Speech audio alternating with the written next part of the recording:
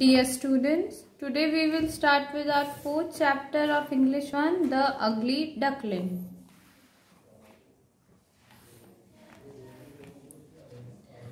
Once upon a time, down on an old farm lived a duck family. एक बार की बात है, एक पुराने फार्म पे एक डक की फैमिली रहती थी. Mother duck had been sitting on a batch of new eggs for some days. और जो मदर डक थी वो एक बैच ऑफ एग्स के ऊपर बहुत दिन से बैठी हुई थी. One nice day the egg hatched out and out popped four chirpy ducklings. अब क्या हुआ, एक दिन जो एग थे वो क्रैक होना स्टार्ट हो गए और उसमें से 4 छोटे छोटे डकलिंग्स निकले. But one egg was bigger than the rest and it didn't hatch. और एक जो एग था वो 4 एग्स के अलावा वो थोड़ा बड़ा था और उसकी हैचिंग नहीं हुई थी. Mother duck couldn't remember laying the 5th egg. अब मदर डक को तो यही था कि उसके 4 एग्स हैं, उसको ध्यान ही नहीं कि एग्स 4 थे या 5. How did it get there. अब मदर सोच रही है, मदर डकलिंग, कि ये एग यहाँ पे कैसे आया. Tuck tuck the little prisoner was peeking inside his shell. अब वो जो लास्ट एग था उसमें से जो बेबी था वो बाहर की तरफ पुश कर रहा था. Did I count the egg incorrectly? अब डक मदर जो है वो बोल रही है कि क्या मैंने गलत काउंट कर रहे थे. Mother duck wondered, but before she had time to think about it, the last egg finally hatched. Mother ये सोच ही रही थी कि क्या मैंने एग्स गलत काउंट कर रखे थे. इतने में क्या हुआ, एग वो हैच हो गया. A strange looking duckling with grey feathers that should be yellow gazed at a worried mother. अब उसमें से कौन निकला, उसमें से एक डकलिंग निकला, बहुत अजीब सा दिखने वाला, जिसके जो फेदर्स थे वो होने तो येलो चाहिए थे बट वो कौन से कलर के निकले, ग्रे कलर के. I couldn't understand how this ugly duckling can be one of mine. अब मदर डक कहती है कि मुझे समझ ही नहीं आ रहा कि इतना गंदा दिखने वाला डकलिंग मेरा कैसे हो सकता है.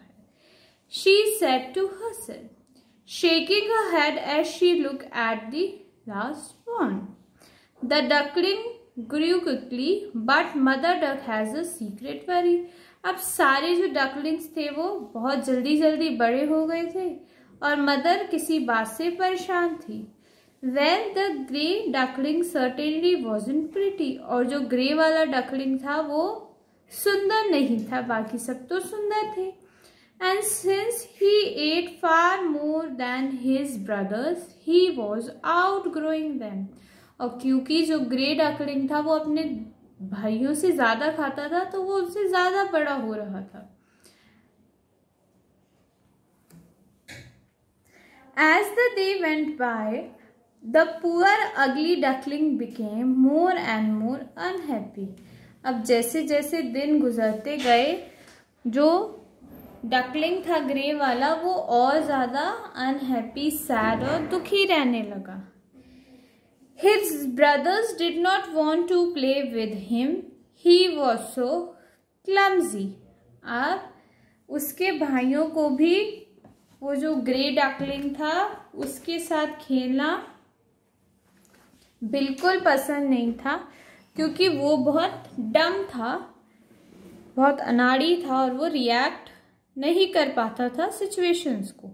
And all the other on the farm laughed at him. और बाकी जो सारे डकलिंग्स थे वो ग्रे वाले डकलिंग का मजाक उड़ाते रहते थे, उस पर हंसते रहते थे. He felt sad and lonely. अब जो ग्रे डकलिंग था वो बहुत दुखी हो गया था और वो बहुत लोनली फील करता था, अकेला फील करता था. While mother duck did her best not to hurt him in any way. और जो मम्मा डकलिंग थी वो ये कोशिश करती थी कि ग्रे वाले डकलिंग को बिल्कुल भी हर्ट ना करे, उसको बहुत ही अच्छे से रखे। पुअर लिटिल अगली डकलिंग शी वुड से। फिर मम्मा कहती थी मेरा बेचारा डकलिंग कितना परेशान होता है। Why are you so different from the others? And the ugly duckling felt worse than ever. अब मम्मा डकलिंग कहती थी कि बेटा तुम सबसे अलग क्यों हो। ये सुन के जो ग्रे डकलिंग था वो और दुखी हो जाता था। He secretly wept at night. He felt that nobody wants him. और वो छुपके रात को रोता भी था और वो ये सोचता था कि किसी को वो नहीं चाहिए।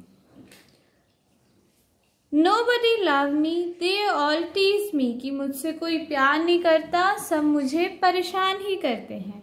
Why am I different from my brothers? कि मैं अपने भाइयों से अलग क्यों हूँ।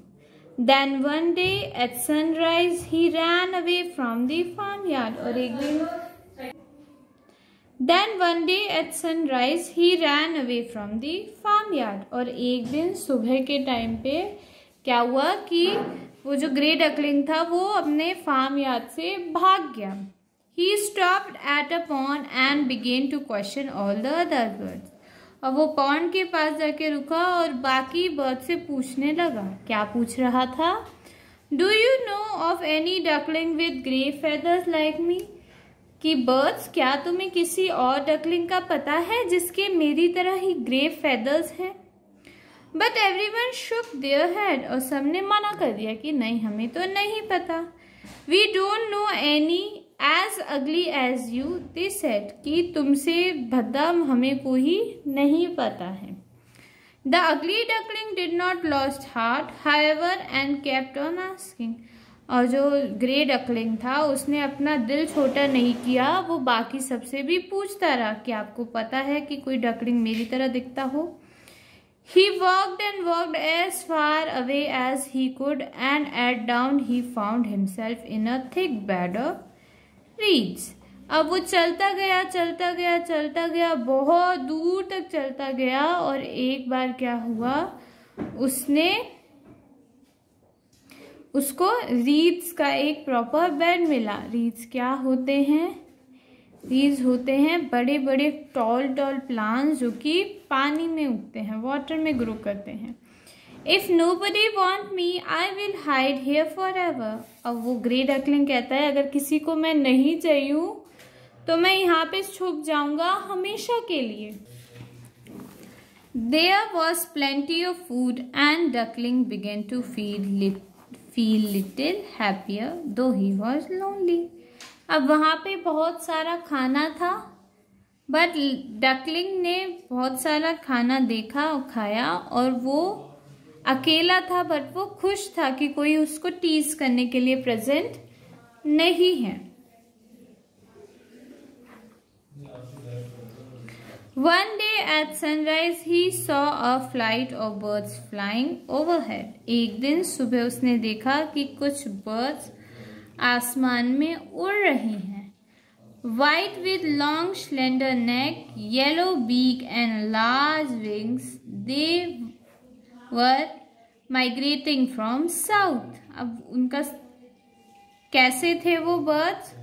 उनकी लॉन्ग थिन स्लिम नेक थी, येलो बीक थी, बहुत बड़े बड़े उनके विंग्स थे और वो साउथ की तरफ से उड़ते हुए आ रहे थे। If only I could look like them just one day, said the duckling admiringly. अब डकलिंग बोला कि काश मैं एक दिन इनकी तरह दिख पाऊं। Winter came and the water in the reed bed froze. अब क्या हुआ? सर्दी आई और जो वो रीड बेड में जो वाटर था वो जम गया था, उसकी बर्फ बन गई थी। The poor duckling left home to seek food in the snow. अब वहाँ बर्फ जम गई तो उसको कुछ खाने को नहीं मिला, तो वो वहाँ से बर्फ की दूसरी तरफ गया खाना देखने के लिए। He drooped tired to the ground. और वो इतना थक गया खाना ढूंढते ढूंढते कि वो ग्राउंड पे गिर गया. But the farmer found him and put him in his big jacket pocket. एक फार्मर ने उसको देखा और फार्मर ने क्या करा, उसे उठा के अपनी जैकेट की पॉकेट में रख लिया. I will take him home to my children. कि मैं इस डकलिंग को अपने बच्चों के पास ले जाऊंगा घर पे. They will look after him. वो इसका ध्यान रखेंगे. Poor thing, he is frozen. अब बेचारा ये जो डकलिंग है ये क्या हो गया था, ये जम गया था.